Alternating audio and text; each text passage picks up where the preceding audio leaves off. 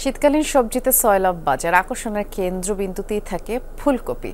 আমরা একটু নওগাঁর বাজার থেকে ঘুরে আসতে চাই। আমাদের সহকর্মী শফিক ছোটন অপেক্ষা করছেন। ছোটন, এখন যেহেতু শীতকালীন সবজির একেবারে ভরা মৌসুম এবং ফুলকপির কথা আমরা দর্শকদের মাত্রই জানাচ্ছিলাম, আপনি নিশ্চয়ই খেতে আছেন কোনো, সেখানে ফুলকপি আসলে কত দরে বিক্রি করা হচ্ছে জানাবেন।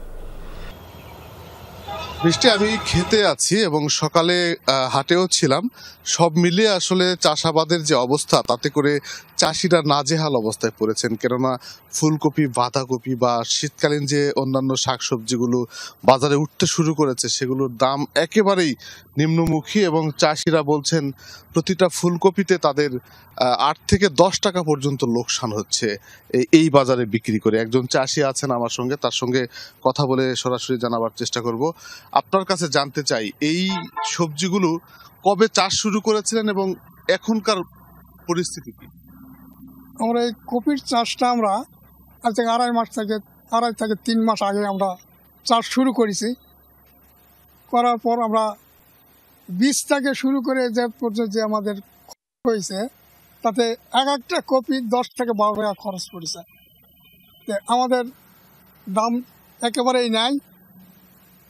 একটা কপি নিড়ানি দিতে হয়েছে, সার প্রয়োগ করতে হয়েছে, সেচ দেওয়া হয়েছে, এই সমস্ত খরচ দিয়ে একটা কপি 10 থেকে 12 টাকা খরচ পড়ছে।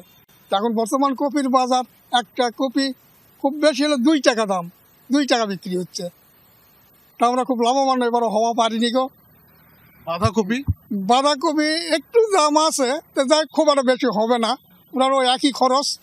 আগাম সবজিতে দাম পাইছে আর কি। অসংখ্য ধন্যবাদ।